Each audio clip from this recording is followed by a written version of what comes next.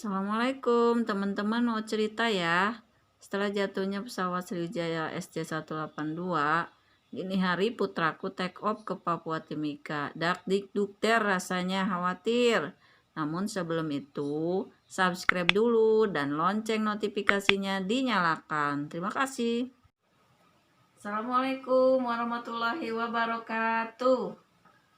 Bertemu lagi dengan aku, Siti Jubaidah. Apa kabar teman-teman? Semoga selalu dalam keadaan sehat walafiat, tidak kurang suatu apapun, dan semoga kita semuanya diberikan perlindungan Allah Subhanahu wa taala dari wabah COVID-19 ya, teman-teman. Amin ya robbal alamin. Teman-teman semua, pada kesempatan berbahagia ini aku sedikit sharing tentang pengalamanku pada tanggal 9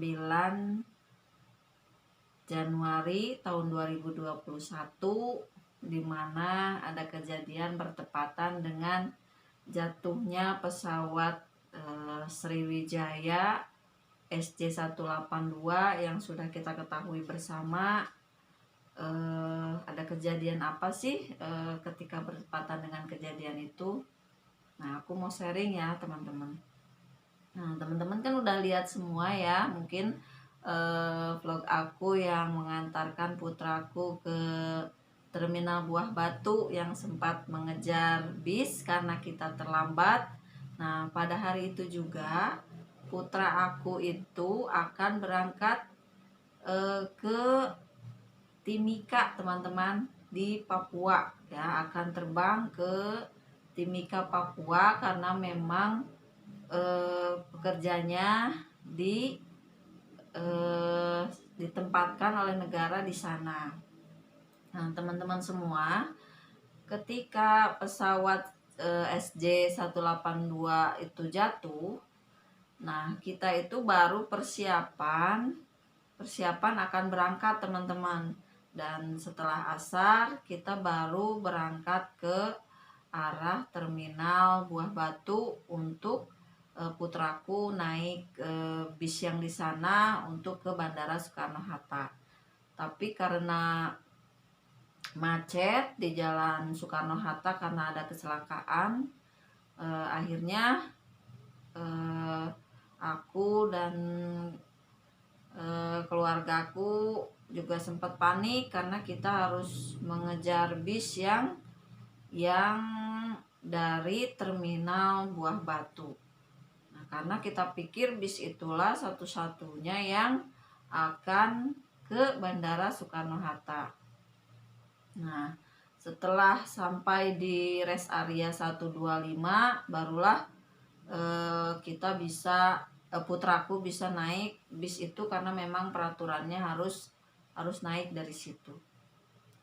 Nah, sempat sedih juga sih karena belum perpisahannya mendadak, dan kita pikir bisa ke terminal Prima Jasanya, bisa perpisahan dulu paling tidak 10 menit atau 15 menit agar lebih berkesan. Tapi ternyata qadarullah kita harus mengejar bis itu sampai rest area 125. Tapi alhamdulillah putraku akhirnya bisa ke Bandara Soekarno-Hatta dan sampai di sana kira-kira jam 8.30. Nah, padahal kejadian pesawat yang jatuh Sriwijaya 182 itu ke Kepulauan Seribu, ke perairan Kepulauan Seribu itu pada sore harinya ya teman-teman. Jadi di situ sebenarnya kita belum tahu kejadiannya. Tapi setelah aku sudah sampai di rumah, kemudian kita sudah makan, sudah sholat, nah baru kita tahu kejadian itu. Nah, tapi setelah tahu kita tidak mau memberitahu putraku yang baru saja sampai di Bandara Soekarno-Hattanya pada jam 8.30. Nah, kita sempat panik, sempat deg-degan juga, khawatir juga ya, sampai kita telepon juga pas ketika boardingnya, kita pastikan dia tidak apa-apa, alhamdulillah selamat. Dan sebelum take off-nya juga sempat foto juga, alhamdulillah sedikit tenang. Tapi tetap aja namanya seorang ibu ya teman-teman, aku tidak bisa tidur sampai jam 3 dini hari. Ya sedikit khawatir, nggak sedikit sih, banyak khawatir kalau ya namanya ada kejadian seperti itu, pastilah seorang ibu khawatir. Sampai akhirnya bisa tertidur, kemudian bangun subuh dan kita sarapan makan, kemudian kira-kira jam 6-nya, karena perbedaan dari Jawa Barat dan Papua itu 2 jam ya teman-teman.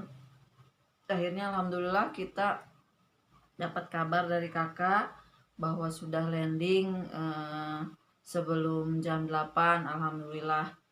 Jadi sedikit tenang ya teman-teman, karena kepanikan yang dari semalam itu alhamdulillah terbayar ketika kita mengetahui putraku itu selamat sampai di Papua Timika. Nah, dengan kejadian ini teman-teman bisa kita ambil hikmahnya bahwa setiap sesuatu itu sudah ditakdirkan Allah Subhanahu wa taala.